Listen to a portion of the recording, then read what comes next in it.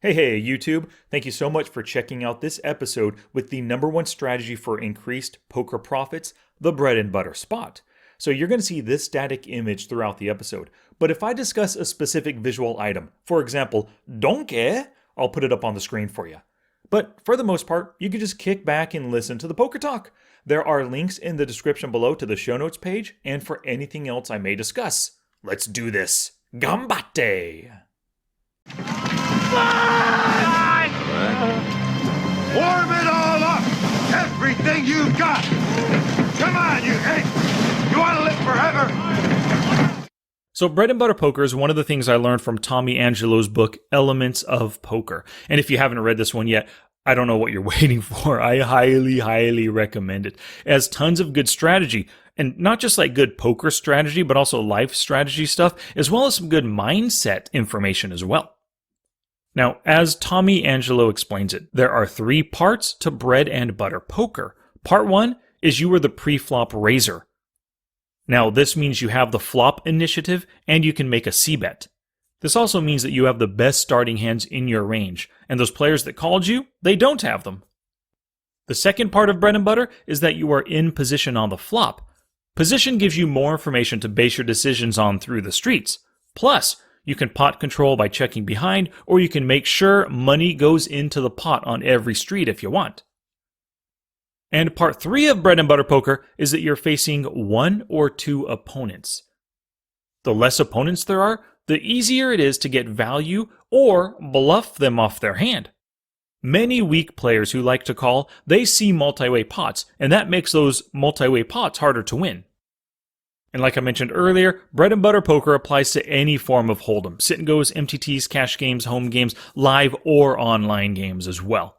Even the tiniest micro stakes up to the biggest stakes available. Now, the most profitable poker players, they hunt for bread and butter situations. And let me tell you one super important thing about this. You cannot hunt, nor can you even stumble into a bread and butter situation if you are calling. Nope, you have to leave your calling ways behind and become more of an open raiser, an isolation raiser, or even a three-better pre-flop.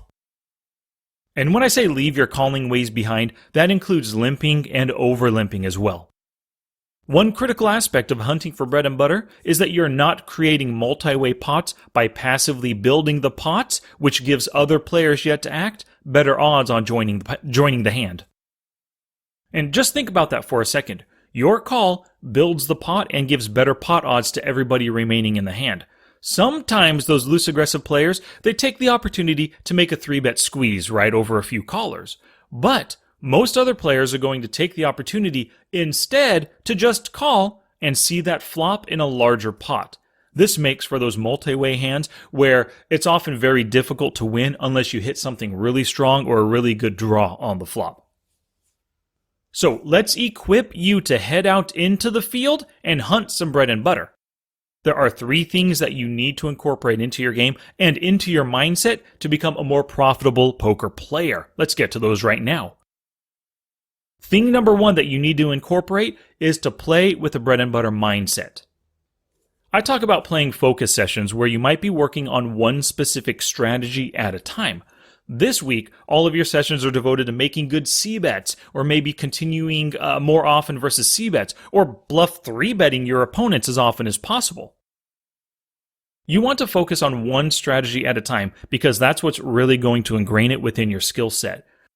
But it would not be a mistake if you spent every session you play from now on with the sole focus of putting yourself into as many bread and butter situations as possible.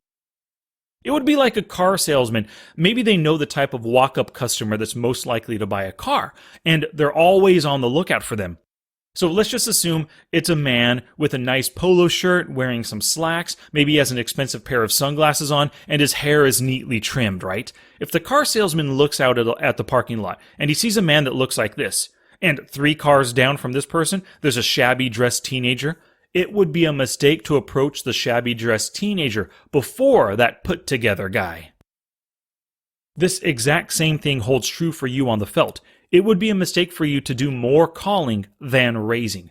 It would also be a mistake for you to defend your blinds more often than you open raise from the cutoff and the button. It would be another mistake for you to overcall or overlimp into a pot instead of 3-betting or ISO raising. With that bread and butter mindset, you are constantly searching for and putting yourself in the most profitable situation, which, once again, it's in position on the flop as the pre-flop raiser and against 1 or 2 other players. Alright, so the second thing you need to incorporate into your game is to be an aggressive raiser, not a passive caller. I want you to have the attitude of, if it's not worth raising, it's not worth playing. Now, that doesn't mean a hand is never worth calling pre-flop, but it does mean you're always on the lookout for opportunities to raise. And for some of you, utilizing ranges that limit your calls and that require you to open raise or isolate or 3-bet more often, that's a great way to do this, right? You can use my KISS cash game ranges from my book Pre-Flop Online Poker, or you can find ranges from other people, or even develop some of your own ranges. You want your ranges to have you open raising and isolating more from the cutoff and the button than any other position. From the MP and earlier, you want to stay nice and tight, because the more you open from those positions, you just open yourself up to a lot of in-position callers, as well as a lot of 3-betters. And you also want to start 3-betting more frequently in the cutoff and the button, especially against some of those aggressive open raisers. If somebody open raises 25% of the time in the EP, their range is too wide to be profitable when facing 3-bets. So, you should be 3-betting them and putting yourself in a bread and butter spot, should they choose to call. And if they fold a ton instead of calling, that's great. You're going to be picking up that quick and easy 4 big blinds or more with your 3-bets. And if they don't fold a lot versus 3-bets, look for a high fold to C-bet on the flop or possibly the turn, preferably at something like 60% or more. The other important thing about getting in more bread and butter is to limit your calling, especially out of the blinds. Keep those calling ranges extremely tight, and if you choose to call, do it with hands that are ahead of the majority of their raising range.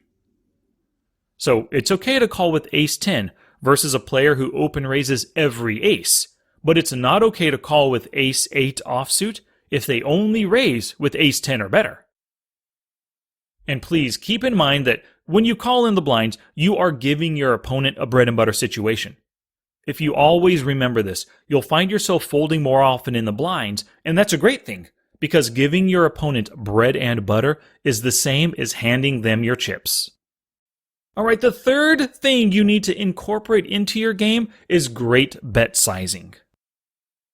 So you can't control your opponent's actions, but you can influence their decisions with good bet sizing that pushes them toward the action you want them to take.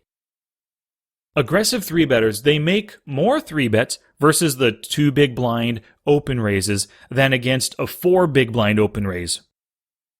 So if you want to dissuade them from 3-betting you, size your open raise closer to 4 big blinds. And most of the time with open raises, you want to either get everyone to fold or one of the out-of-position blinds to call. Even if you have pocket aces, if everyone folds, hey, at least you won the pot, right? If only one or both blinds call, you've put yourself into a bread and butter situation, and, with pocket aces in this instance. After open raising, the problem comes when you're facing those 3-bets or when a late position player calls, which takes away your position and it makes it more likely the pot goes multi-way to the flop. Sure, maybe you have pocket aces, but against 3 or more players, you've got tons of landmines to dodge. So, make your open raises large enough to get only the blinds to call and to dissuade those 3-betters. This same rationale holds true when you're isolating limpers. So they limped into the pot, which makes them a weak player. If you've got a hand you want to play heads up against them, ISO raise to a size that will dissuade the rest of the players from calling and from 3-betting. And I've been recommending 6 big blinds plus 1 per limper to accomplish this. And let me tell you, I love making it 9 big blinds against 2 limpers with a hand like ace-10 suited, right? I know that the person who calls this large size after limping, he's got to be one of the weakest players at the table. and my ace-10 suited has great equity against their very weak limp and then calling range. Now when it comes to 3-bet sizing, always go 9 big blinds or greater at a minimum when you're in position, and 10 to 12 big blinds at a minimum when out of position. You need to make it enough to get everyone to fold or just one player to call. If you make it, for example, 6 big blinds over a min open raise, you've just made it very tempting for those flop-loving fish to call. Your 3-betting hand just built a huge multi-way pot, and that's not bread and butter, especially if somebody called you with position. Challenge! Here's my challenge to you for this episode. Use the strategies that you learned today and strive to put yourself into 100 bread and butter spots this week. I want you to track this in your poker journal. You know, that one that I had you whip out at the beginning of the episode to take notes through the episode? Well, select a fresh page in the journal and at the very top, write these words. I will get bread and butter 100 times this week. And include the dates, right? Now, for every bread and butter spot that you put yourself in, make a little tick mark, 1, 2, 3, 4, and then cross mark 5, or however you do it. Track it for every session this week, and then total it up at the end. And then in next week's episode, I'm going to help you dive into your database to see how profitable this week of bread and butter was. Now it's your turn to take action and do something positive for your poker game.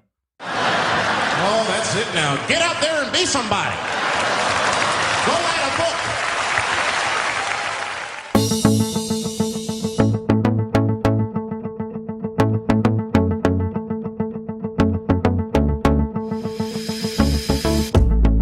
Alrighty, your learning isn't complete until you go to the show notes page, smartpokerstudy.com/bread and butter. And don't forget, right now is your opportunity to save 30% on a monthly PokerForge.com membership. Just use offer code MARCH30 at checkout at thepokerforge.com. This is my one-of-a-kind poker training site where I combine strategy, action steps, quizzes, and play demonstrations like no other site does. There are 9 masterclass courses that will teach you all the strategies that you need for a profitable poker journey in 2022 and beyond. You're going to love being a member of thepokerforge.com, and by saving 30% per month, you're going to love it even more. So go to thepokerforge.com right now, join before Thursday the 10th at midnight with offer code MARCH30. I'll see you there. Until next time, take action both on and off the felt to become the player that you want to be.